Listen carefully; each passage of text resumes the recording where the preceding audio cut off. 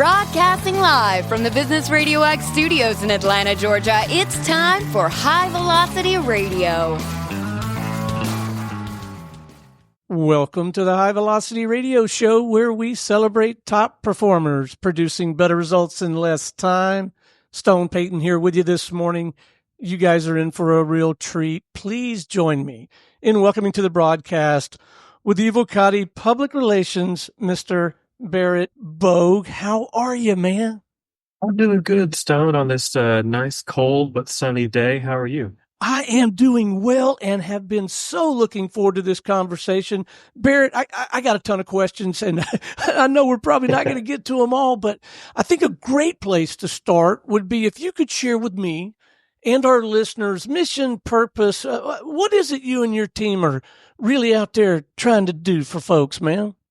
We'll talk a little bit about my journey to founding our company, but I'm the president and founder of Evocati Public Relations, and we're identified as a micro PR firm. So we have less than 10 employees, but we serve a very important niche in representing nonprofit clients, government contractors, or companies that operate government contracts, as well as clients in the agriculture sector. We really believe that in America, there are lots of good groups that are working with and representing underserved communities in our country. And we think that every underserved community has a story to tell. And it's our mission to empower clients with a cost-efficient means of communicating, activating, and inspiring underserved communities. So we represent them to the public. And I'm happy to go in more detail about that and also talk about how I found myself in this role. Oh, absolutely, man. I got to know the backstory. How in the world did you find yourself doing this kind of work? Oh, man. Listen, I think for your audience, best way I can describe myself is I'm a military veteran and entrepreneur. That's how I really identify today. But it was a long journey to get here. When I was in college at the University of Tennessee, I was in the Marine Corps Reserve, and I like to joke in between my bachelor and my master's degree, I took a gap year and spent it in Iraq. So I served in Iraq. I came back home, and I found a community at the University of Tennessee that was fully supportive of me as a veteran, but vastly unprepared to meet my needs of a transitioning service member. And that's where my passion for serving the military-connected community came from. And so I took that, and after I graduated, I spent 10 years in various executive roles at the U.S. Department of Veterans Affairs, helping build out the GI Bill. And while I was there, I was responsible for a lot of branding and the outreach and the social media marketing for the program to help enroll veterans and service members into the program who want to earn a degree and really better their lives. And that's where my passion for the intersection of where you have a need and that can be met with a certain action through really powerful storytelling and any type of media, TV, radio, social media, etc. I enjoyed that challenge. Spent 10 years there and helping build up that program and found a lot of success. But as I advanced in the organization, I found myself kind of moving further and further away from the thing that I care about, which is veterans and student veterans in particular. So I took a $40,000 pay cut to go work in the nonprofit sector at Student Veterans of America, where I held an executive role there as vice president, responsible for their PR and their programs and marketing. And we did a lot of great work over 2 years, and that I'm really, really proud of. But in the back of my mind, I thought, it's really interesting. I wonder if I could build a company around helping other businesses market to and reach military veterans, spouses, service members, transitioning service members, etc. So this was my midlife crisis, Stone. I turned in my 2-week notice to my boss at SVA. I said, I have no idea what I'm doing. I don't have a business background. I don't have a business plan. I don't even have an email. But I have this idea of building out a company and a PR firm that's very values driven, that serves clients that want to do good for underserved communities in America. And that was the journey towards founding Evocati PR in 2018. I've learned a lot along the way, but every day that we're still in business is a day that I consider a very strong blessing. So what are you finding the most rewarding about the work these days? What's the most fun about it for you? That's a good question. I think anybody who's an entrepreneur can probably identify with what I'm going to say next, but every day is a different challenge. And when you're an entrepreneur, especially when you're trying to bootstrap your company, which is what we did, every penny that we've made goes back into the firm. We haven't taken any investors. We don't have any venture capital. We've not taken out a business loan. We've done the traditional bootstrap method. So we wear a lot of hats. I wear a lot of hats. Our CEO is the CEO, publicly, but he also wears a lot of hats inside the company. But what I love about it is each day is different, and you have to be a professional problem solver. When you're an entrepreneur, especially in small business, you can put whatever title next to your name on your website, et cetera. But what you really are is your professional problem solver. So I've got something new and different to try and tackle every day. It could be coming up with a proposal for a prospective client. It could be coming up with trying to help a client get placed in media. It could be mentoring our employees. It could be finances, accounting, you name it.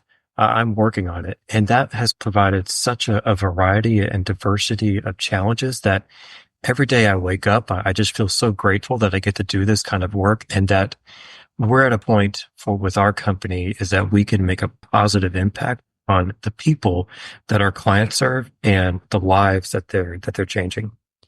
So let's dive into the work a little bit. Maybe you could walk us through a use case, and you don't have to name any names, but I'm particularly interested in the early stages of an engagement cycle, but maybe create a little bit of a map for us of the work, if you would.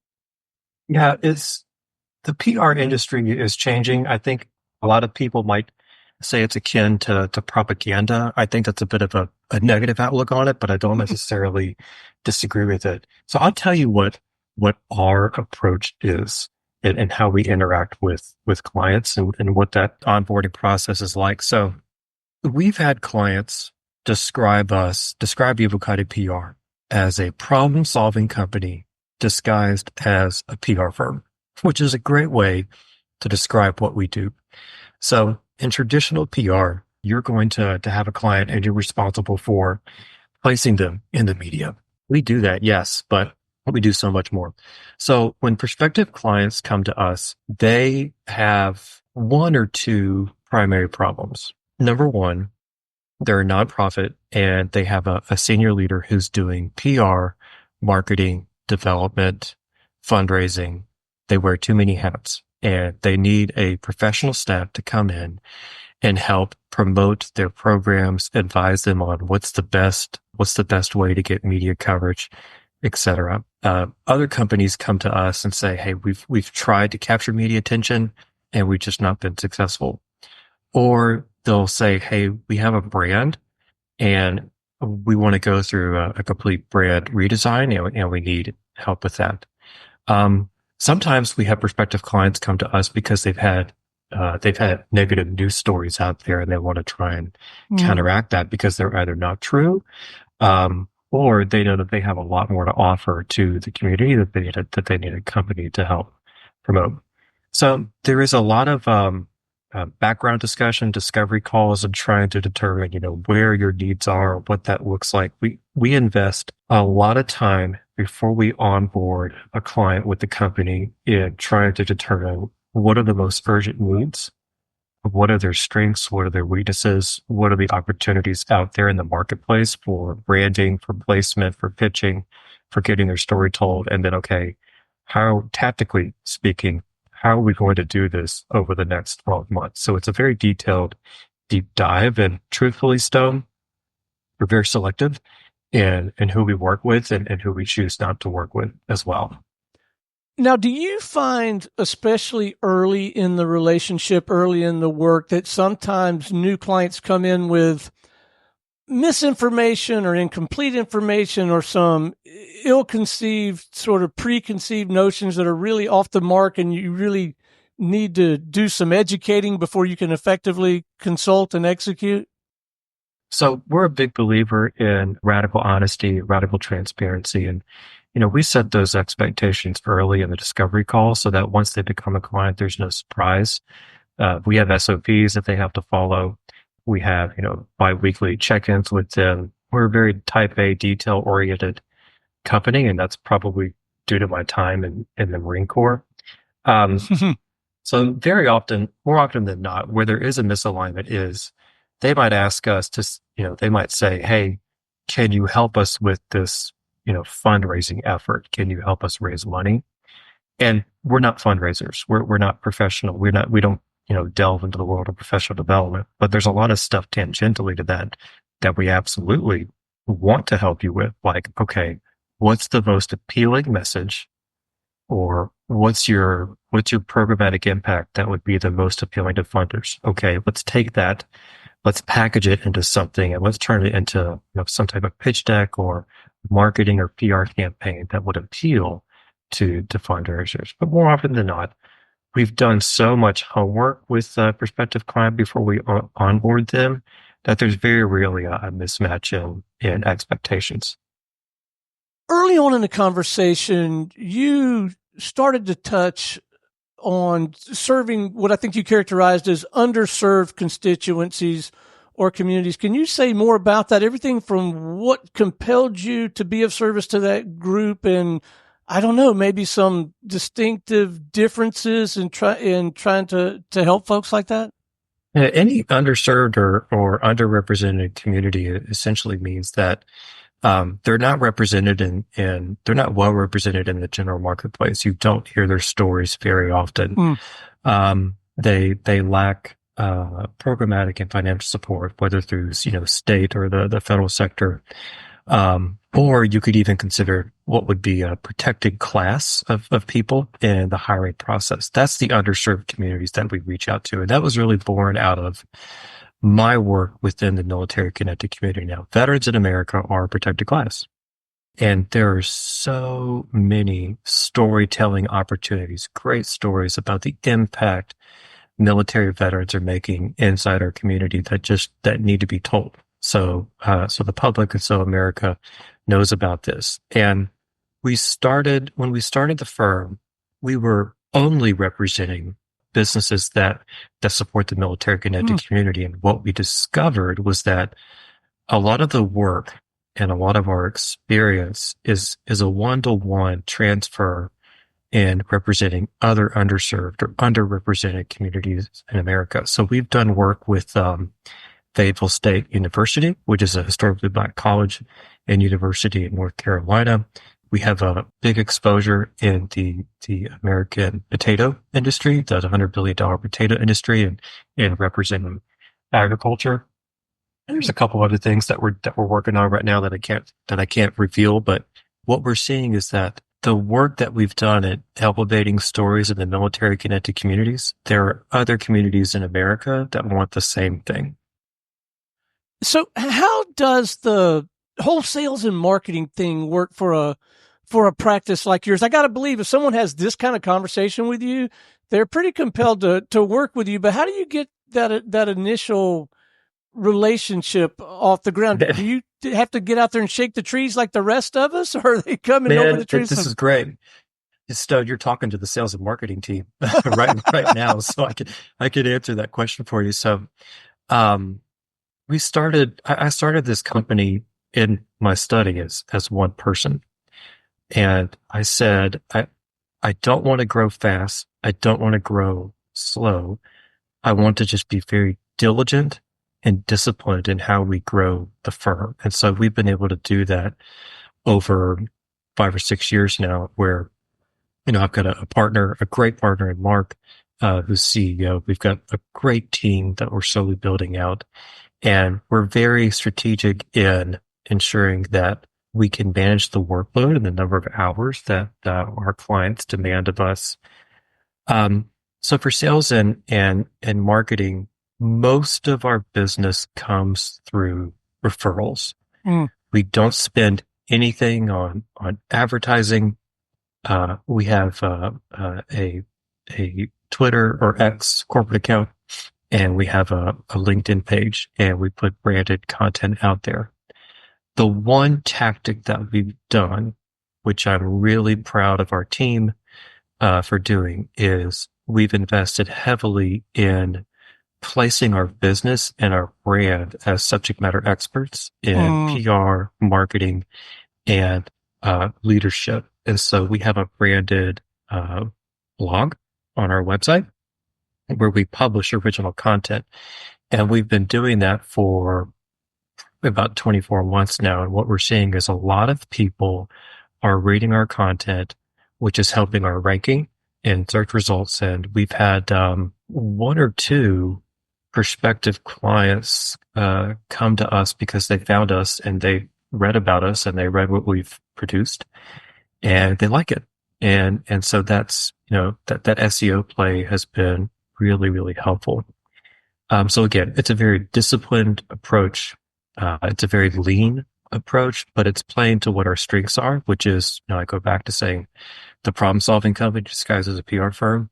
So on our website, you can find, articles about all kinds of problems, that entrepreneurs and nonprofits and companies may have in marketing and PR. We write about it extensively. And you are clearly, eating your own cooking, as my dad would say, right? Yes, absolutely. That's a great way to put it. You're a living model of some of what you're bringing to your clients. So some years ago, it sounds like it was 5 or 6 years ago, when you jumped off this cliff into an arena you really didn't know and you didn't have the formal credentials and education for, did you have the benefit of one or more mentors somewhere along the way to help you navigate that new terrain? Yes, to some degree. I think if your audience takes one thing away from this conversation, especially if you're listening and you're a solopreneur or you're thinking about starting a small business, and this is especially applicable to veterans, but the one thing that helped me that I don't believe is talked about enough is peer power. So when I started the firm, I said, okay, I'm going to give myself a year. I'm going to invest in myself. I'm going to enroll in programs leadership development or entrepreneurial development programs that help me become a better owner operator. And I'm going to get connected to peer groups that I can talk to and be involved with and troubleshoot or workshop problems that I have. And it was one of the best things I did. Mentorship is absolutely critical. A one-to-one mentorship is very important, but that's not what I'm talking about. I'm talking about getting connected into a group of like-minded entrepreneurs. And so I did that. I got involved in a veteran serving nonprofit called Bunker Labs, which is an accelerator program for veteran and military spouse business owners. I also got involved in the George W. Bush Institute Stand to Veteran Leadership Program, which is an annual program for leaders in the military connected space. And then I also participated in Stanford University's Ignite program for veterans, which is an entrepreneur program as well. Those three things really were some of the best business decisions that I've made because it was investing in myself as an owner and as a leader. So the mentorship, like you said, absolutely critical. I'm not taking anything away from that, but there is no reason for you to be alone and to feel alone. Go find a peer group that you can get involved in that's going to support you and help you and invest in you along the way. So I don't know when or how you would find the time based on what you're sharing with me, but hobbies, pursuits, interests outside of the scope of the work and what we've been talking about. A lot of my listeners know that I like to hunt, fish, and travel. Anything you nerd out about that's not this? Man, I wish I had a cooler answer or as full of an answer as you, Stowe. This is my passion, right? This doesn't feel like work to me. And I love that fact. And it's very hard for me to kind of turn off my brain at the end of the day. Because I'm always, like I said, I'm a professional problem solver. I'm always thinking about the next problem to solve, but I absolutely love to read. I make time to read. Science fiction, nonfiction, biographies, you name it. I'm just always reading. I love to write, and that's pretty evident in some of the work that I've published on our website and with other companies. But most importantly, I'm a husband and a dad, and being an entrepreneur, being a business owner gives me maximum flexibility in spending time with my family. So if I'm not working on the business and if I'm not reading, you can probably find me playing with our girls, picking them up from school. They're 8 and 3 right now, taking them to karate, to chess, to all kinds of holiday events, etc. That's more likely than not where you're going to find me. And I absolutely love it. Before we wrap, I would love to leave our listeners with a handful of, I call them pro tips, just, and maybe it's around this idea of bootstrapping, which you clearly have cracked the code on that, or leveraging peer power or some good reads. But let's leave them with a couple of good, solid tips, something to be chewing on. And listen, gang, the number one pro tip I have for you is reach out and have a conversation with Barrett or somebody on his team. But between now and then, Barrett, let's leave him with a little something to noodle on. Yeah, absolutely. I think one of the biggest things is a mindset shift when you become an entrepreneur. I want you to have a growth mindset, meaning every problem is not a problem. Reframe it as a challenge and enter that with a growth mindset versus a fixed mindset, meaning I can't change this. Nothing's going to happen. Look at every problem as a challenge and an opportunity and a growth mindset to not only invest in yourself, but also to invest in your company. And I've been doing that since I founded the firm in 2018 and have learned so much through that process. So growth mindset. If you're a service member in the military, if you're a military veteran, if you're a military veteran spouse, I want to speak directly to you. If you have an idea for a business, pursue it. Absolutely pursue it. If you're stuck in startup or if you're just stuck in general, reach out to me and let's have that conversation on how to get out of that rut. But I'm more than happy to meet with anybody who wants to talk about bootstrapping. Barrett, what's the best way to tap into your work, stay connected, learn more, maybe even have a more substantive conversation with you or somebody on your team? Absolutely. So my calendar is wide open. It's published publicly. Go to our company website, evocatillc.com. That's EVOCATILLC.com. Click on contact us and that'll reach me directly. So that's the best way to get on my calendar. If you're listening and you're on your phone, you can pull up LinkedIn, just search for Barrett Bogue. I doubt there are any other Barrett Bogues out there. You can find me on LinkedIn and we can connect that way as well. And I'm also on Twitter and X. Go ahead and give me a follow there. Okay. Barrett, it has been an absolute delight having you on the broadcast. Thank you for your insight, your perspective. Congratulations on the momentum. Keep up the good work, man. You are genuinely impacting so many so profoundly, and we sure appreciate you, man. You bet, Stone. I really appreciate the opportunity, and everything you said is 100% a credit to the great team of experts that we have here at Evocati PR. So I really appreciate it. Thanks, Stone. My pleasure. All right. Until next time, this is Stone Payton for our guest today, Barrett Bogue with Evocati Public Relations, and everyone here at the Business RadioX family saying we'll see you in the fast lane.